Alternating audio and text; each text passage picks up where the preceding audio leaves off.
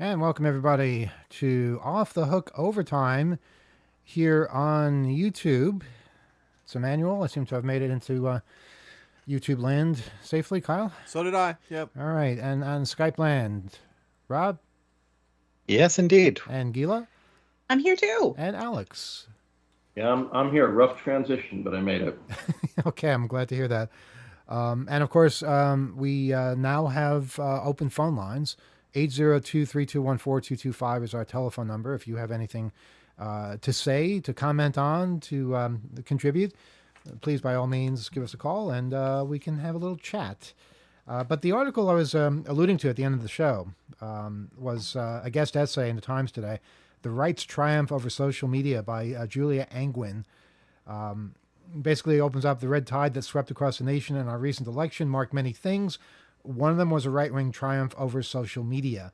Under heavy pressure from the right, and with the help of Elon Musk, the leading tech platforms opened the floodgates for propaganda to spread unchecked. The result was a flood of lies and distortions flowing through our social media feeds, and that led to possibly the most misinformed electorate we've ever seen. Examples. Many voters headed to the polls convinced that border crossings are higher than ever before. They are not. Violent crime rates are rising. Untrue. And inflation is soaring. Ditto. We will never know how much this garbage may have swayed voters, but we do know it influenced one side significantly, conservatives. The fact that all of these social media outlets have either turned right-wing or have decided not to touch certain things that are too controversial. You know, if you ask artificial intelligence run by Google, if Donald Trump was convicted of any crimes, it will refuse to answer. It doesn't want to get involved. So you have that, and then you have the ultra right wing pushing its propaganda unanswered by something equivalent on the left.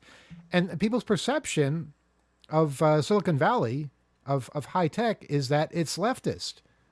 Well, what happened to that? It doesn't seem very leftist right now. It seems like it's pushing the right wing agenda far more than it ever has before, and to great effect as well.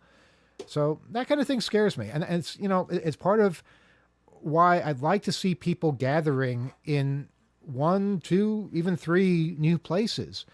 But what I don't want to see is each of these new places tearing down other new places, because that's a parallel to what's been happening on the political scene as well.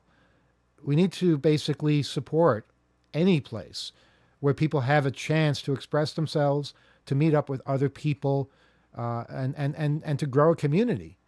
And if something turns out not to be as good as we thought it was, we'll know that, and we'll have other places to go when that day comes, which hopefully it won't. So for now, I suggest everybody get onto Blue Sky, get onto Mastodon, get onto whatever the hell it was that Alex mentioned at the end of the show. What was that again? Alex, you're muted. You're completely muted, Alex. Your mouth is moving, but nothing's coming out. Really shouldn't be so hard. He's continuing to talk. Yeah, now is it better now? Now it works. Right? Imagine that. Okay. So what's going on there? Yeah, idiotic.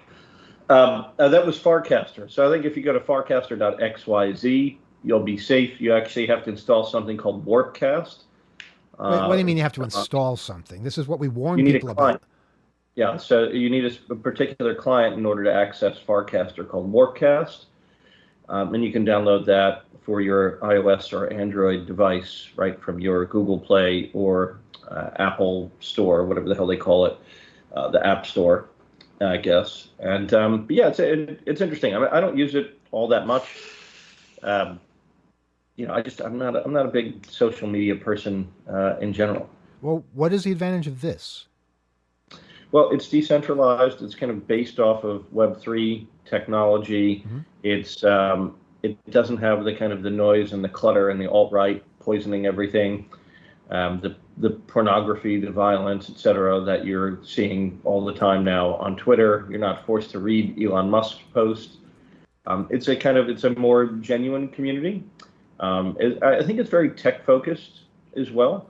But look, it's an alternative media platform that's fully decentralized and open source as well. So I think it very much fits in with the hacker and philosophical mindset that we all have, and would be probably a better place to congregate than Twitter or Well, Facebook, etc. decentralization seems to be the theme. Blue Sky claims to be decentralized. Mastodon claims to be decentralized. It seems like that's what people want, is some control over what it is they see, and control over their own feeds. Go ahead, Gila. So two questions. Number one, does the block function work on this thing, Alex? Because that's one thing that's gone away from Twitter recently, is a functional block function. But also, does Blue Sky claim to be decentralized? So I thought it was very, it's all kind of one pot at this point. I know that Mastodon has, you have your instances and you have to go, you find your instance, you find your home, and you can federate with other instances, and you can also defederate other instances. And if it turns out to be like a Nazi bar at that particular instance, your instance can decide you were not talking to the Nazi bar. Well, let me answer that with an excerpt from a TechCrunch article that came out 2 days ago. Is Blue Sky decentralized? Yes. Blue Sky's team is developing the decentralized AT protocol, which Blue Sky was built atop. In its beta phase, users can only join the bsky.social network, but Blue Sky plans to be federated, meaning that endless individually operated communities can exist within the open source network. So if a developer outside of Blue Sky built their own new social app using the AT protocol, Blue Sky users could jump over to the new app and port over their existing followers, handle, and data. According to a Blue Sky post, you'll always have the freedom to choose and to exit instead of being held to the whims of private companies or black box algorithms. And wherever you go, your friends and relationships will be there too. So that sounds dependent. It sounds promising. It does sound promising, but it's not there yet. Okay, but do we want to help it get there? I think that's important. I also could win the lottery next week. Not if you don't play the game. Well, can I just mention one thing? The idea of a thriving ecosystem of a lot of different platforms, I think, is actually quite sound. I mean, that's so useful. They don't all have to. It doesn't all have to boil down to the one killer app or the one successful one or two. Anyway, that's all I wanted to point out. I'm for that. Right. I mean, I'm willing to trust intentions at this point and see where they go, rather than say you're not good enough, so we're not going to include you. If we have 3 strong social media platforms to work with, it's a damn good start. So let's build those and see. But it wouldn't be terrible if it was 15 that were all in the same. Well, the only thing that I worry about is that having so many would basically fracture the community so much that we'd never be able to communicate with each other. I mean, already there are people who don't use email, and you have to figure out how to contact them. It's ridiculous. Okay, I don't want to go off on that anyway. Yeah, there's lots of apps anyway. So, all right, we have a phone call. Yes. Okay. Good evening. You're on Off the Hook Overtime. Go ahead. Hey, this is the Gibson.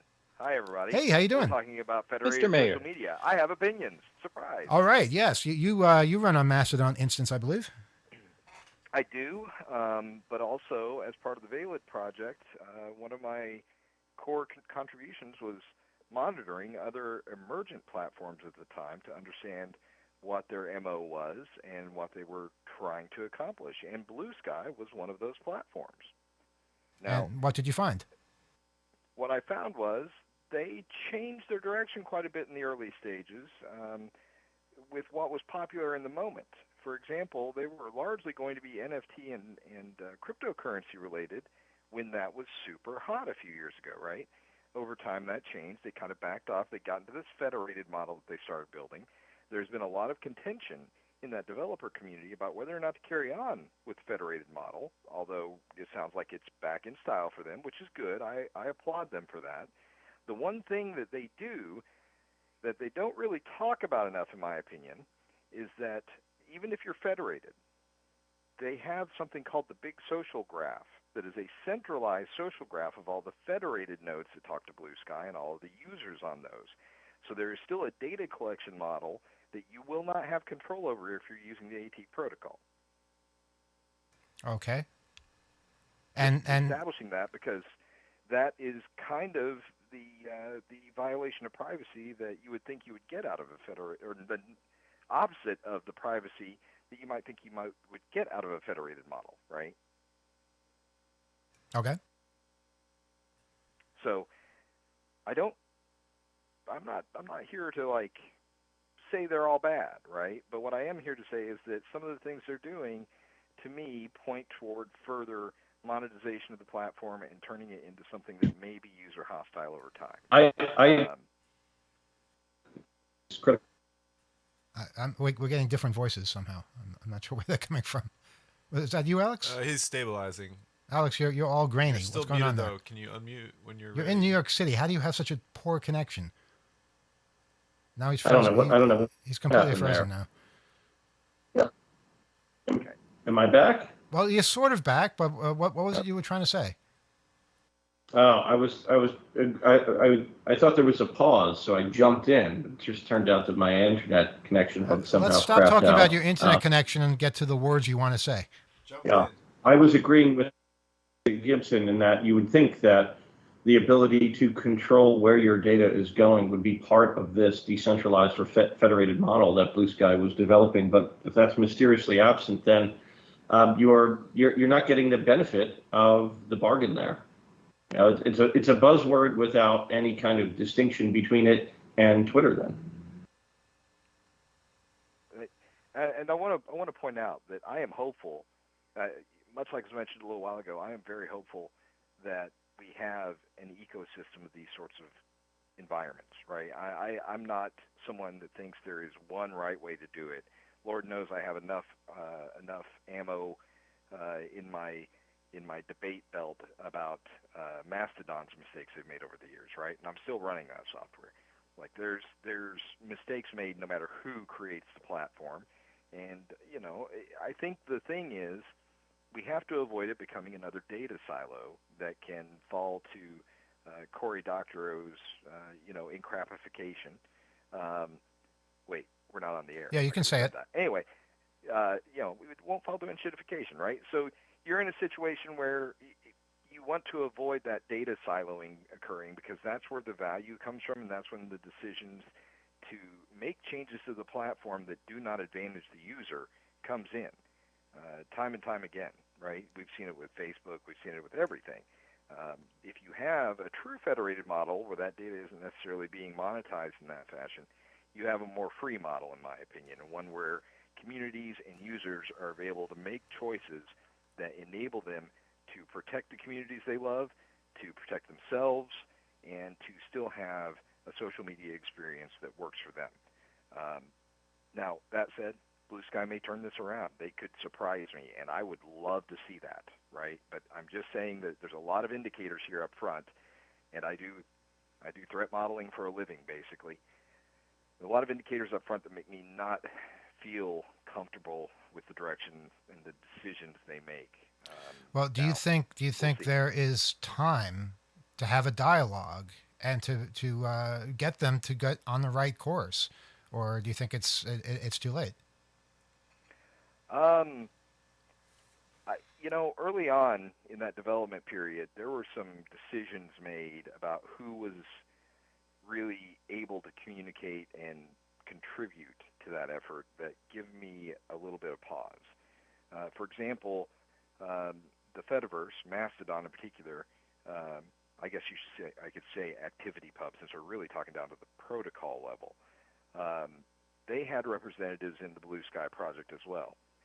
Originally, they were looking at the ActivityPub protocol. That's actually kind of a mouthful. They were looking at the ActivityPub protocol to back Blue Sky, which would have given interoperability and some very interesting opportunities there. But they decided against it because it was going to be difficult to be able to control that data flow back to their data silo they wanted to do with the big social graph, right? And so it was marked off the list. Now, to me, interoperability between these systems is key because, A, it reduces the number of protocols in play. You could use ActivityPub to do all of these, much to my chagrin, Meta, or Facebook, is doing. with threads, right? It's an activity pub protocol underneath that, and it's kind of federated, but not exactly. Um, so kind of doing the same thing, but through that federated model, right? So there's there's just some indicators there that make me concerned. I do hope, I would love to see them thrive, right? Because it wouldn't change me running hackers.town, frankly, for example, or the Fediverse, but it would give us a valid multi-platform system where we could engage at different places. Right now, I'm not comfortable with the decisions they've made so far. That said, given a little time, I don't think they've gone too far yet. I do often point to the fact that one of the decisions made for the launch of the beta, which is when I joined Blue Sky, the content moderation is interesting, and it's expanded over time and gotten a little bit better. But one of the very first things they had was basically a slider button you could click that allowed hate speech to be in your feed. They didn't moderate based on hate speech. They allowed you to turn it on if you wanted. And that's because of that opt-in, opt-out nature of that. That seems like kind of not a great way to go about it, right? Is that still there? Yes, it is, as a matter of fact. I just opened up my account for the first time of year. Before I joined this call, there is a section under your settings of the Blue Sky moderation service where you can set all the things you see in there. And if you scroll down just a little bit, you'll see extremist, radical views advocating violence, hate, or discrimination against individuals or groups. And you can choose to set it to off, warn, or hide. It has evolved. Before it was just a slider button. Interesting. Okay, I'd like to see just what that involves. Yeah. So they are using to my understanding, they are using an AI algorithm to classify posts, right? And then these categories are how you can control that, which I think is okay. However, there are certain categories I think that maybe we should consider taking moderator action on. And extremist views, particularly hate speech, is one that I don't think you should allow on your platform. I think it's bad for everybody involved. So that's my opinion. I recognize we all have different opinions on this. I'm not trying to say that that's it, but the decision to make it a toggle button instead of actually taking moderator action, to me, kind of has a bit of a dereliction of duty feel to it on a social media platform. Well, I think we definitely need to bring that up, and that needs to be part of the dialogue, and see if they're learning from what their users are saying. If I had to say one thing that was positive, it relates to the ease with which you can get a Blue Sky account going, and that's important for those people who aren't technical. Mastodon has always been more complicated than I think it should be. I want it to be easier. I want it to not be, something where you need to have the slightest bit of technical knowledge. It should be simple. You should know this is what this does. Not send private messages to everybody because the setting is set opposite than what you might think it would be. Little things like that. It can get better. And then you also have the fiefdoms that develop from people who run their own Mastodon servers, who basically don't allow certain things that you might think are unfair. Yes, you can move to another one. It's a pain in the ass to do it, but you can. Things like that. There are pros and cons for all of them. And I think we're at a very early stage right now, but I want to see them grow. I want to see them develop.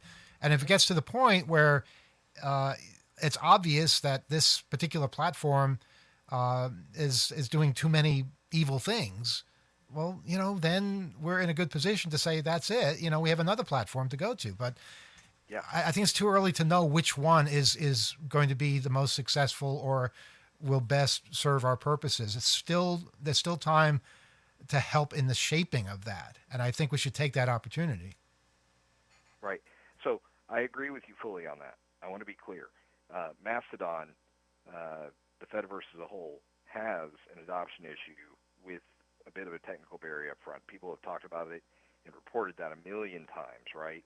And I know some people on Mastodon tend to say things along the lines of, well, I mean, it's not hard to use. I use it. That's great, except just consider for a moment, take your hacker hat off, right, and consider for a moment how difficult it is for someone that has no idea what they're walking into to even do something that is seemingly simple to us as choosing which instance, which server they want to sign up to, right? It's kind of problematic right out of the gate for people that aren't really technical, right? There's tons of things about Mastodon like that. The interface itself, a lot of people deride. Mm-hmm. There is tons of improvement that can happen on that side of the house. And you know, I not to call the creator of Mastodon into question, but you know, there's been a lot of proposed improvements over the years that fell on deaf ears when we try to get that done, and don't make it into the platform. So you know, there's a bit of a beneficial dictator for life situation going on with Mastodon, I think, which is kind of problematic as well, right? It's also kind of typical. It is. It is. It is. It's not great. There's room for improvement on both sides of this. I think my biggest concern with Mastodon ultimately is the fact that now they are starting to actively engage with groups like Meta and seeking their approval with the way they develop things, it seems like. So we're in a situation because threads are showing up on the Fediverse that I feel like there's a little bit of a embrace, extend, extinguish going on now, right? And it's getting called out occasionally about it.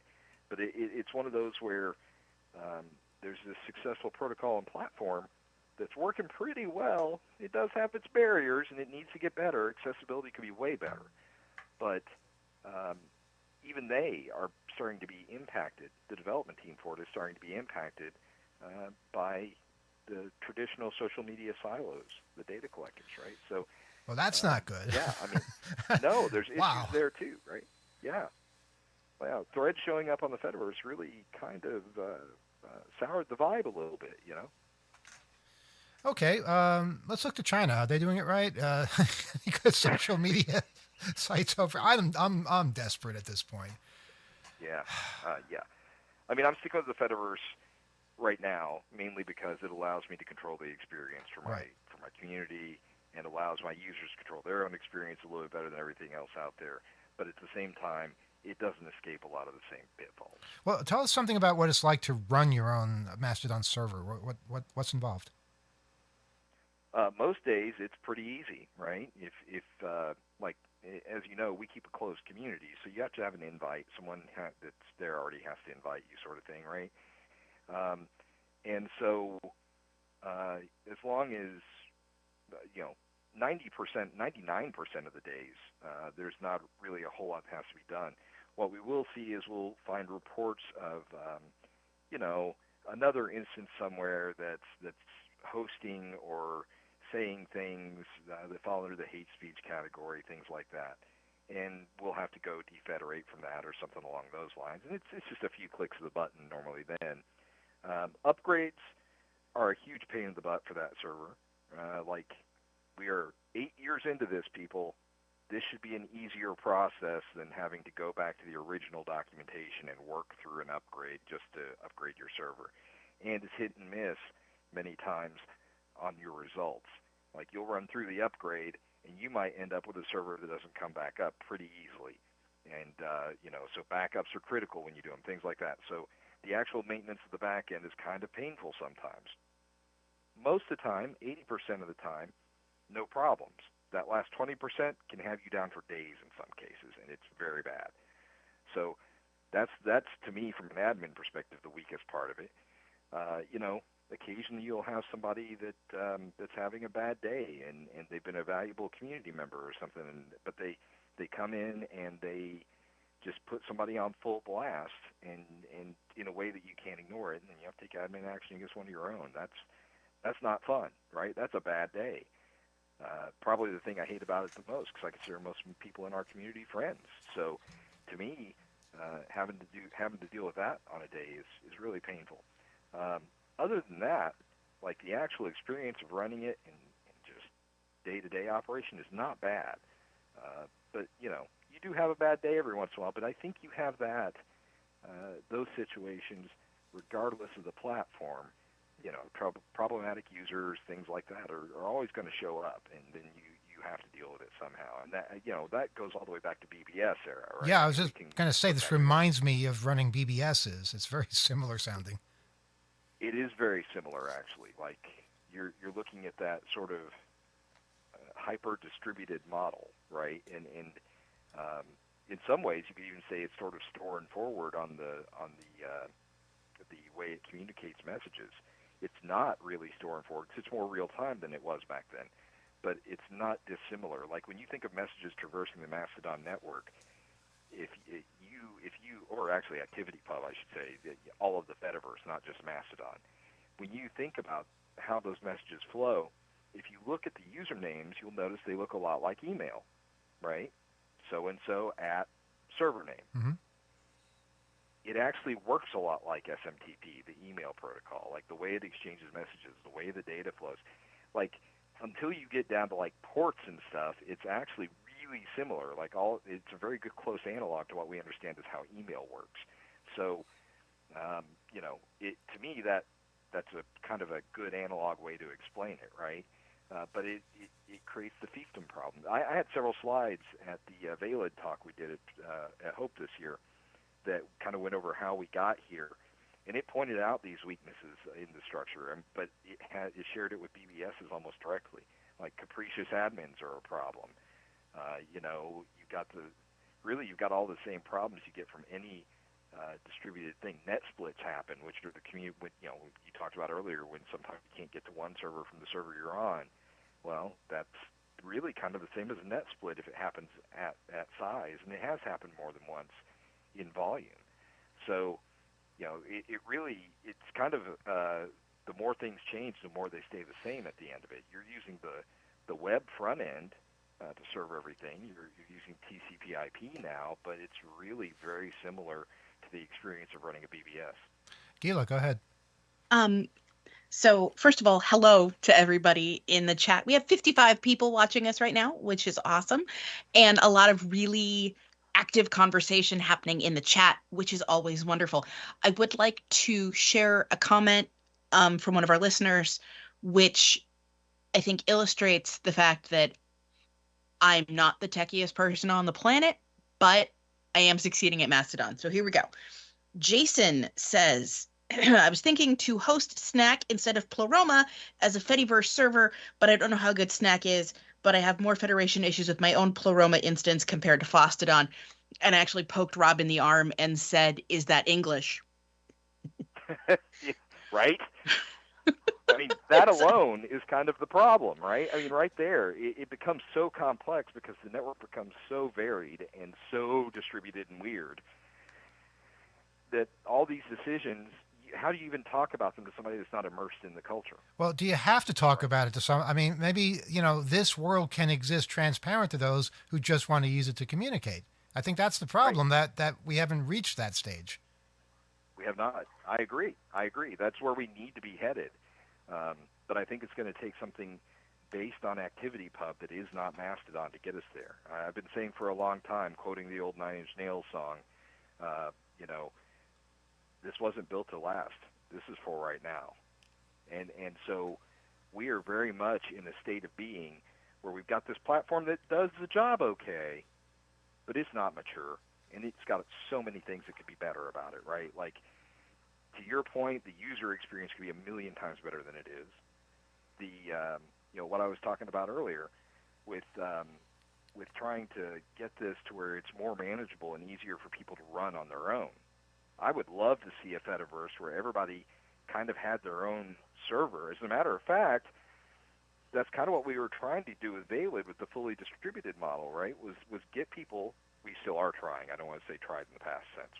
This is still working, but trying to get people control over their own experience solely.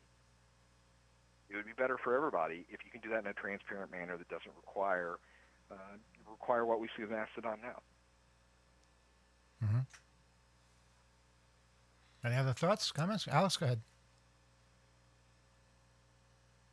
Alex, you're muted again, I think. Yeah, there we go. Now we're back. So I think that Gibson is right. He's onto some really interesting things. I think you should keep plowing along with Valid, and I think it's such a great, interesting project. And he's been spending a lot of cycles on that for a long time, and I think there's a there. So I applaud his efforts, and I think it's always great to hear your insights, especially with respect to the ins and outs of social media, because as you mentioned, it's like you are very much like an old hand and a sysop when it comes to Mastodon. It's always fascinating. I just feel I have the radical belief that the data construct you build of yourself online is no more alien to you than your right hand. And that's all I want, is people to have the freedom to own that data construct in the way that they can to ensure the best outcomes for them. And that's what we got to work toward. And that means ease of use. Just as you said a minute ago, Emmanuel, it's ease of use is key, and we're failing at that. We really are. Yes, go ahead, Rob. We do have a comment that came in over Mastodon about this, and it's an interesting question for our caller. Someone called Draken Black Knight asks, any chance of a hard fork of the Signal protocol implemented into Valid? That would make Valid very secure. What do you think about that, Gibbs? Well, it wouldn't be the first time Signal's been forked, right? Well, that's called WhatsApp, last I checked. So, we're friendly with the Signal Foundation, with the actual org that maintains Signal. I don't think of them as problematic in any way, frankly. I think we're very much aligned spiritually on this mission. I don't know that there's any plans or even reality that would happen in the future, just because we're kind of doing this in different ways. Although I think there would be, like, the one thing that concerns me about Signal, and I don't think they've done anything wrong here, right? I want to be clear on this, but it comes back to the enshittification discussion. The thing about Signal is that ultimately their infrastructure is very centralized, and that comes with cost, and that cost will drive them to make decisions to be able to continue to offer the service while mitigating the cost to them, because they have to, because as it grows, it continues to get bigger, it costs more to do, and they're, right now they take donations, as you see in your Signal app, right? But that never quite gets there to cover it. So to me, long term, they're going to have to look at ways to mitigate the cost of the platform to keep it alive and maintain the very punk rock spirit they have about how they're doing things, which I applaud. And so that force of enshittification we see everywhere else is going to come for them too at some point. Now, they've been very lucky and very good, frankly, so far, and Meredith does a great job over there maintaining this, but they've been very good at avoiding that problem so far. But I do think that the secret weapon Valid has that no one really talks about is that sort of people's cloud approach we took, where those resources are available spread out across the entire distributed cloud that we build, which takes away that bad incentive of having to monetize to be able to pay for your infrastructure, right? If there was a place that it would make sense for that, that's where it is. I don't know that it'll ever get there. Like I said, we certainly have a lot of respect for that org, and if they ever came asking, we would help them out the best we could, right, to try to make that happen. But I think that if it does get to that point, because what they're doing right now is really good, they don't really need us for the privacy side of things. If it gets to that point, that would be the driving reason, because of the cloud costs and trying to mitigate them. Yeah, I have to agree. I applaud Signal's motivation and what they do. I do have some issues though, and I think it's important to express those. I run a lot of different systems for different purposes. Don't judge. I run Windows systems and Mac OS and all kinds of different things, Linux and FreeBSD, you name it. There are situations sometimes where you want to run something old. I've got Windows XP machines. I've got Windows 7. I've got Windows 8. All different machines running different software that works in that environment and doesn't work well in a newer environment or on a different operating system altogether. And Signal was one of the apps that worked really well until they said, we're not going to support this particular OS anymore. We're not going to support anything below Windows 10. And I don't know. I just don't see why something like that is essential when you're talking about a signaling protocol. That basically you're sending messages, encrypted messages back and forth. You should be able to get that to work on virtually any operating system, and you shouldn't be pressured to constantly upgrade if you don't want to. You should be allowed to have the environment that works best for you. And I just think that puts off a lot of people when you say, as of today, we're no longer going to support this operating system, and you have to either no longer use the service or get a different operating system. And sometimes that means you have to get a different machine if your machine is old and doesn't support a newer operating system. So there's that. And the other thing is maybe they fixed this, but I know when I first joined Signal, I was barraged with all these people say, hey, welcome to Signal. They tell you, or they tell people when you've joined, and if they know who you are, they will reach out to you, and maybe you don't want that. Maybe you want to join Signal quietly and not advertise it to the world. They make this assumption on your behalf, and it's not a valid assumption. Other than that, no problems. Right. So we faced a similar decision early on in the planning of the Valid project, right? And this is a decision that will plague any privacy respecting project. You almost have to decide right out of the gate whether you're decoupling identity from authentication. In our case, we do. We don't care so much if you are who you say you are. We care that you can authenticate as the identity you're authenticating as, right? And the reason this matters is because we wanted to take phone numbers out of the mix.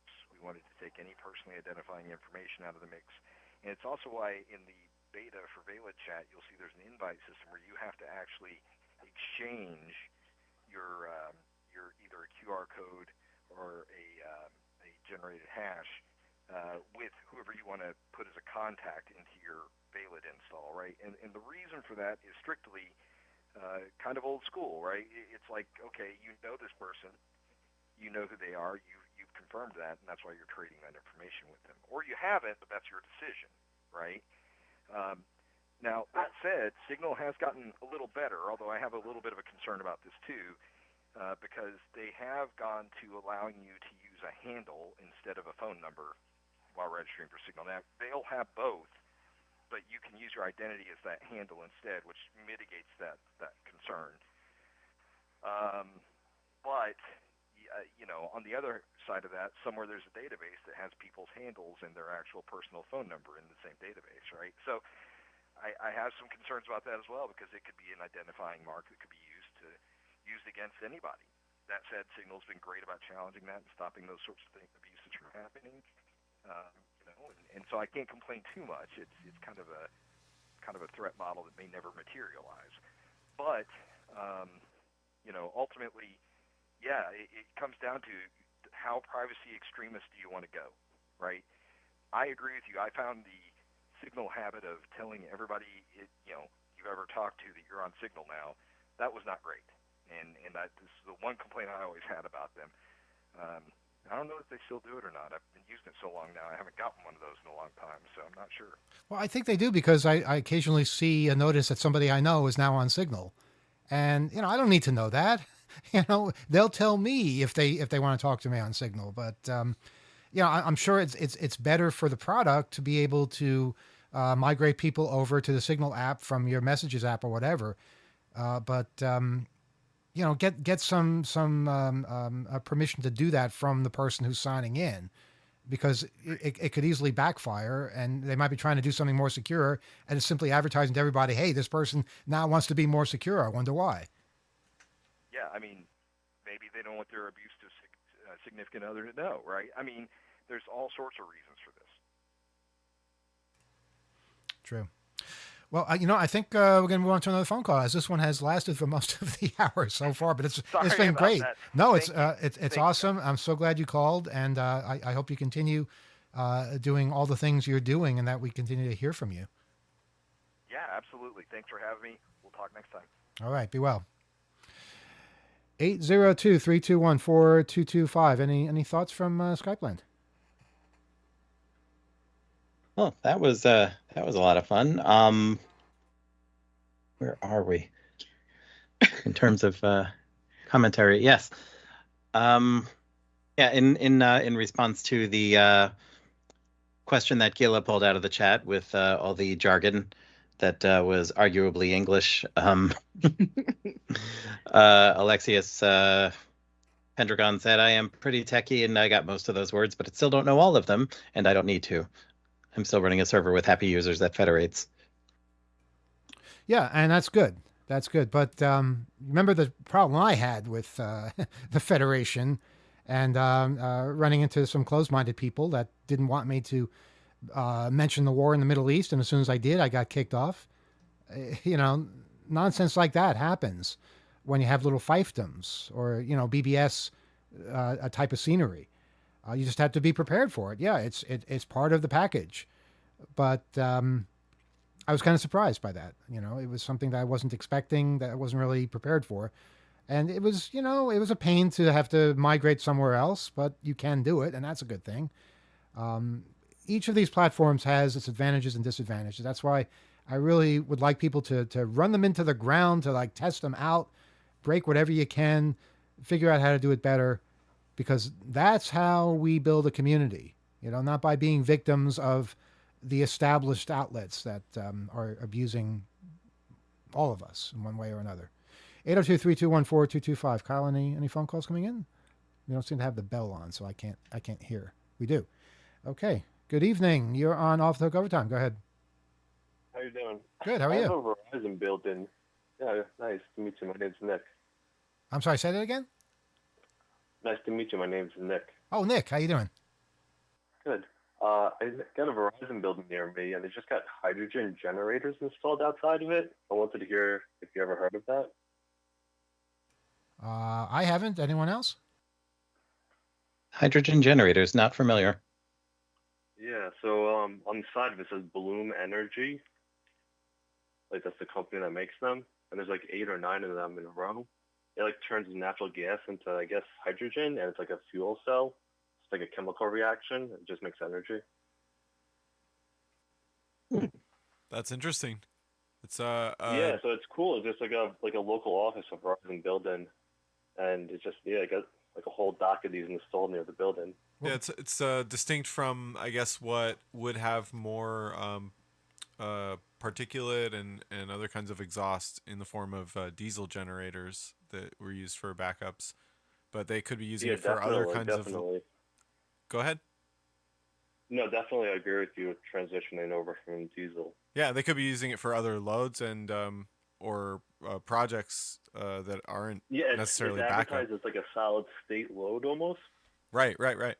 Can we ask what part of the country you're in? I'm right here in New York in Long Island. I see. Okay, interesting. Mm-hmm. Well, I know precious little about this I thought type it was of thing. really cool. It just happened because I walked by and I saw all the construction. Well, you could always walk up to them and just ask them what they're doing. And sometimes they'll just tell you. Yeah, no, that's true. There's like a retirement neighborhood next to it, and I walked on their path. Got pretty close. Wow. Yeah, I'll take a picture of the nameplate maybe and see exactly what it is, but it's a cool, I guess, concept. Is it mobile or is it like a fixed installation? Like, does it look like it's temporary? It's cemented and it's solid. Oh, and it's like the yellow poles around it, like maybe like a foot distance, like really keeping it controlled. Bowlers. Okay, yeah. So then that's like a permanent upgrade or new generation method that they're deploying. So that's fascinating. Yeah, it's a large scale deployment, so that's cool. Yeah. Wow. So anyway, I wanted to call that in and just, I guess, tell you that I thought it was like a nice technology transition almost. Yeah, absolutely. Yeah, take some pictures too. Send us some pictures. We'd love to see it. Yeah, I got a picture. I can send it to you. What is it? OTH@2600.com. You got it. Hold on. I wonder if that reduces the need for batteries in any case. That would be nice, right? Like, so they have this, what the caller described as like a solid state load that it can accept basically constant demand, and then in a backup maybe it can power itself through its own storage. something like I don't know that. how big like a central office would be referred to as, Yeah. but it's a nice building size, I guess. But it's always been there. You know, it used to be Bell beforehand. You had like the logo burnt onto the side of the building. Uh-huh. Wow. So I don't know how deep they go or whatever, but whatever they got running there, it's always been, and it's nice. Interesting. Well, we'll keep an eye out for this. That definitely sounds like an interesting development. Yeah, I guess the energy transition that wise. Like it takes natural gas, and the only byproduct is water. Absolutely. Yeah. And as they're using less inside, I think like some of the equipment is getting smaller and using less the Energy wise, yeah, the requirement. stuff that maybe was not viable in the past becomes a little bit more feasible for longer periods of like in an outage scenario and stuff. So that's fascinating to see that there are changes being made to how that's done. Okay, well, thank you for the call. Oh, no problem. I'll send you the picture. All right, we Thanks look for forward to seeing having it. me. Have a good night. Right, you too. Bye. 802-321-4225. If you've seen something interesting, let us know about it. Yes, Rob, go ahead. While we're waiting for a call, I just want to give a little shout out. There's been obituaries and things going around for somebody who passed away back on the 12th. That is Thomas E. Kurtz, who was a legend in the computer world. He led the development of a computer language called BASIC, which I think most, if not all of us on this program are familiar with. And his whole idea was to get programming into the hands of students, of people who were new to things, who didn't have the ability to write in machine language at the time. And yeah, you can still use BASIC today. It was cross-platform. It was everywhere. It was very valuable. And I happened to grab off the shelf a book that I got in the mid-'80s with my first computer. And this book is the TRS-80 Color Computer Playground. And it was part of my introduction to BASIC, the other being the extra fat BASIC manual that adults used. And through those two books, I became really connected with the fact that you could not only use computers to run things that other people had made, but, tweak around with those things, hack around with them, and also make your own things. And I think, Gila, you shared this kind of experience. It's very true. I had a slightly different book. I didn't have the Color Computer Playground. I had a book called Matilda the Computer Cat. But that's where I learned how to program BASIC on my TI-99 4A at home. And, from Matilda the Computer Cat, I learned how to make BASIC play music. And that was super fun, actually, was sitting there. I simultaneously, I could play it by seeing, and then I was able to figure out what the keys were and how to program it, and it was super fun. And yes, I had the Matilda the Computer Cat for the TI-99 4A, which was pretty darn spiffy. Yeah, and Thomas Kurtz passed away on November 12th. He was 96 years old, so I think a life well lived. Wow. Yeah, BASIC was one of my first experiences with a computer ever. Walking into the computer room of my high school, where I was not taking a computer class. In fact, I'd never taken a computer class. And there were all these what were known as deck writers. When at 300 baud, they would just print out dot matrix onto computer paper. Those deck writers were connected to a time-sharing computer many miles away that all the high schools on Long Island were connected to. It was called Lyrics Time Sharing, I believe. And I just remember looking at this and seeing this what looked like a typewriter typing things without anybody typing it themselves. It was like it was talking back.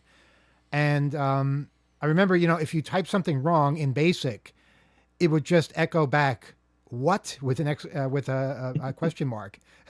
It was, very simple, but to me it seemed like, wow, the computer is actually talking back. Of course, that only happened within BASIC. Once you exited BASIC, then you had a period as a prompt, and you could type all different other commands. But BASIC was the thing that made it accessible, where you could type a line number, 10, print hello or whatever, 20, go to 10, etc. Build an endless loop. And of course, we all went to Radio Shack and did that with their computers that were on display, so that we could print out all kinds of messages that the staff at Radio Shack would have to figure out how to turn off. BASIC was a lot of fun to play with and very simple. I never really got advanced knowledge of it, but I was able to do what I wanted to do with it, and also able to run other people's programs that did all kinds of cool things, play various sports games on the screen or the printout, whatever it was that we happened to be using. What strikes me though, and tell me if I'm wrong about this, but the computers that we use now, do any of them have BASIC anywhere? How do you run BASIC today? I kind of like to do it for old time's sake, but it doesn't come with any OSs, and I think that's a shame, because kind of the magic of computing is wrapped up in BASIC, and it would be nice to have that link to the past. And I don't know why you can't still use it. I mean, it still does cool things. So I don't know. Everyone's doing all kinds of Python programming and various other things like that. It's not the same. Yes, Rob. Well, you can still use, I think, pretty easily use Visual Basic, which is Microsoft's, I think, great-great-grandchild of the original BASIC.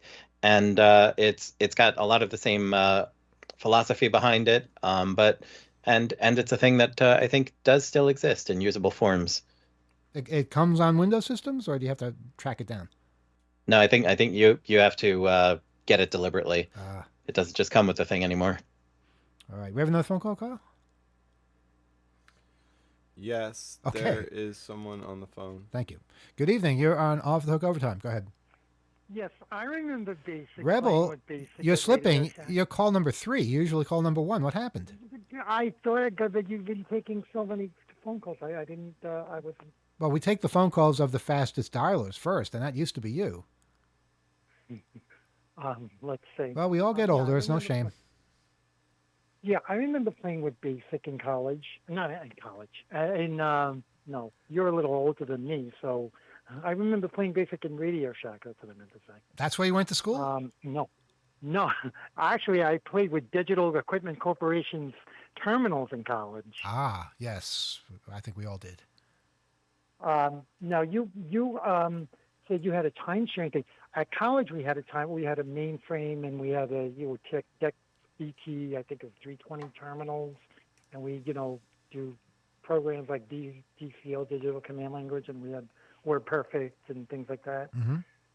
Yeah, my college had a mainframe too. They had a UNIVAC. I think a 9000. I'm not sure about that. Well, that's how old you are. The most. Well, no, it wasn't. Look, this is something that predated me by at least a decade. It was just there while I was there. People would walk around campus with punch cards and boxes, and it was just really, silly, very user hostile. People would wait at the dispatch window for printouts of their program running. To me, it just seemed really boring and not fun at all. Obviously, I got involved in the more fun aspects of computing. The Queensborough Public Library used to use, back in like the 80s, they used to use Informer D304 terminals. You could look that up online. But it's like a computer, it was a computer company that went out of business. It was from California. They had the keyboard, and then on the left of the keyboard was a nick with a monitor that you could like swivel, like a little, I guess it was like 10-inch monitor that, and it was like a white text screen. I think it was hooked up to I remember calling the computer place at Jamaica, Queens, and they said it was a Digital Equipment Corporation computer. And I think it was hooked up to like a PDP-11 or something. Yeah, PDP-11, PDP-10. They were a lot of fun to play with. What do you have? What do you have a degree in? You got a degree in from Stony Brook, right? Yeah, that's correct. Yes, good on you for doing your homework. And so you should know what I got my degree in then, if you've done that much research. Well, computer science, I'm sure. Oh, yeah, you are sure, but you're wrong. You're totally wrong. What? My God. Bachelor's degree in journalism? Well, there wasn't a journalism degree when I went to Stony Brook, unfortunately. Otherwise, yes, I would have picked that. Well, keep guessing. It makes life interesting. I got something technical like electronics or. Yeah, you would think that, wouldn't you? But no. Not a technical person, believe it or not. I love technology. I like to play with technology. I'm very good at breaking technology, but I do not program. Well, I do. I mean, as much as anybody else does to get through the day, but I'm not a coder. Oh, well, I know that, you were talking about Facebook and like permissions and all, like that's, there's a lot of like social media has lots of options and permissions and settings. People don't even know what settings to use and what options. And that's why people get, hacked and things like that, because they don't know, what settings to use and what options to, permissions to use. Right, or they listen to the wrong people and set things in ways that are not advantageous to them. And I did not pass the ham radio test. It was very complicated. You didn't pass? Oh my goodness! Wow, I didn't. I'm sorry. Wow. Yeah, it was very complicated. Did you study? Yeah, I mean, kind of. That doesn't sound like you studied. Yeah, I mean, it's kind of complicated. I mean, because I don't really want to do things like set up a net and use it for emergency communications. I'm just, interested in how things work and how radio works and how, how frequencies work and how things are transmitted and how antennas are set up and things like that. Well, my understanding is I've never taken the test myself, only because I'm being contrarian to peer pressure. But those people who did, they study, and the questions are pretty much almost identical each time, from what I'm led to believe. So really, as long as you pay attention to what you're reading and try to remember it, you should be okay. That's my understanding, anyway. I don't know how a 10-year-old just could pass the test at the whole conference in like 2 hours or 3 hours or 3-year-olds can pass this. I mean, it depends on your commitment. It is becoming really useful because so many devices are using wireless protocols in many different forms of access control, all that. I mean, it's becoming ubiquitous. The ability is like it can be so tiny on the most unlikely device. I was looking at an air conditioner today that I guess has wireless capabilities or something. I don't use it. And I was like kind of taking it apart, not kind of, I was literally taking it apart. There's no kind of there. I committed. But it's funny because the wireless module actually has a USB-A connection, like the very big one. So you could physically disconnect the sort of module and disable it. And I started thinking about it. I was like, wow, so now I have like a USB access to the unit, the device itself, so I could maybe hardwire some other controller or use some other antenna or frequency than Wi-Fi. And then I started thinking, well, what can I do with the Wi-Fi module? Could I like show up and like hook a computer up and appear to be an air conditioner, like logging onto people's networks? And that would be fun. I started having a lot of fun thinking about it, but yeah, that's a great spirit. So pursue it, and maybe you'll pass, and then it's just something you have. But I've resisted it as well, and then found like, oh, if I want to go like learn about one discipline or the other, it invariably involves some sort of wireless connection at some point. So it's a sort of necessary evil, I guess, is what I'm saying. Rebel, regards to your ham radio test, you got to take it again. Do you know what your score was? All right. There was 35 questions. You had to get 25 right, so I got 21 right. Okay, you're close. You're close. And if you take it again, guaranteed some of the questions are going to be the same, so you should remember those. Just go back, take it again. You'll pass next time. What number? Because we're going to ask you every week if you have your license yet. And this is not going to go away, so we expect you to follow through. Right, but I got to go all the way to Westchester and get it and do it and all this stuff. Well, they don't have ham radio test in Queens, right? Wait, why the hell wouldn't they? Yes, Rob, go ahead. Do they tell you which questions you got wrong, so you know where you need to study up? Actually, they do. I was supposed to go yesterday. And they were gonna, yeah. Wait, do you have to go in to see what questions you got wrong? Yeah, you have to go. Yeah, that's the thing. It's a pain. I got to go all the way to Valhalla, which is up in Westchester, and it's I mean, if I had a car, it's just. Is this 1952? They can't communicate through other ways? No, they have Zoom class. No, they have Zoom classes. Like I did the classes all over like Zoom. I went up there once or twice, but I did most of the classes on Zoom. But doing the test, you have to obviously be in person. So. Right, but finding out what questions you got wrong, you shouldn't have to go all the way upstate to find that out. Yeah. Well. All right. Well, that's something. I'm sure there are tests being given closer to you than Westchester. I don't know. One number, sir. What listing? Gila, go ahead. There is an offer on the table. Lex, I don't know. Is it Pendragon or Pendragon? I don't know. Lex, please throw that in the chat. But we do have an offer. Lex says he'll buy Rebel Club Mate at the next Hope if he passes the ham test. He's got to wait till Hope to get a mate? That's a good deal. Yeah, you can get mates at the 2600 meeting, which takes place every month on 53rd Street between 3rd Avenue and Lexington. Just saying. But not to get overly doxy, Lex does not live in the area. Well, whose fault is that? Should we say where else you can get it? Where else can you get it? Oh, never mind. No, say where else you can get it. Cost Plus. Who? What? Cost Plus World Market. Cost Plus World Market.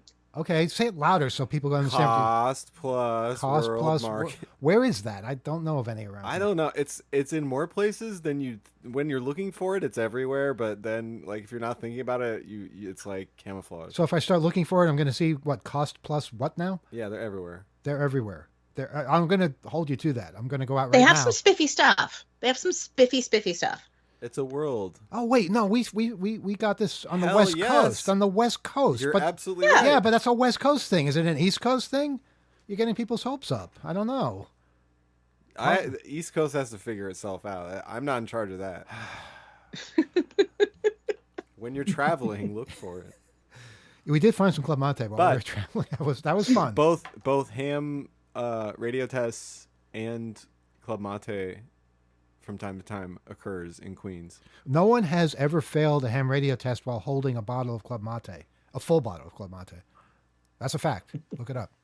Rebel. Half the class failed. I think half the class failed. Well, maybe you were just dragged down by them, And now you're telling on them. I'm just saying, if you're in a bad, environment and people aren't taking, their studies seriously, you can get pulled down too. And I think that's what might have happened to Rebel because he normally passes every test.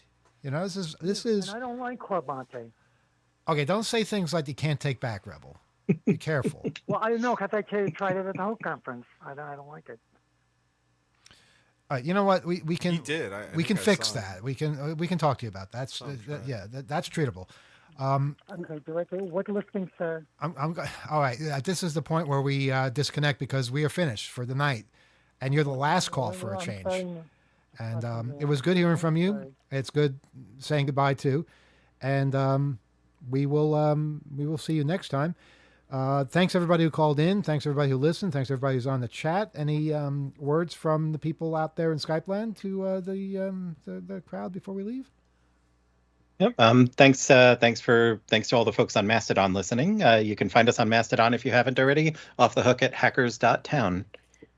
And thanks to everybody on the YouTube chat for hanging in with us tonight. It was a very lively discussion, and we've all just started talking about where we learned BASIC. So that's been great fun.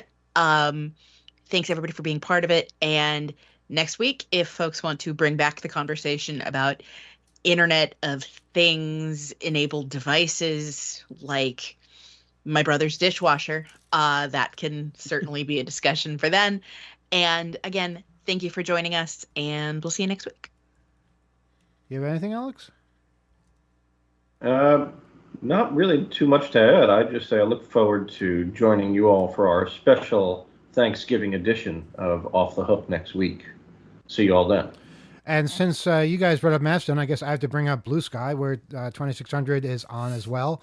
I'm not sure how to say this yet. The ID is 2600.com, which is a cool feature that you can have a URL be the ID if you verify, and it's a good way also to know that people are who they say they are. basically, I think if you type 2600.com anywhere on Blue Sky, you'll find us. But the full URL is bsky.app/profile/2600.com. That'll get you there, and you can take it from there. And we all have personal accounts on various things as well, so you'll probably find us if you find anything. Be the rogue appliance you want to see hacking in the world. Yeah, that makes a lot of sense. And write to us, oth@2600.com. We will see you next week. Good night, everyone.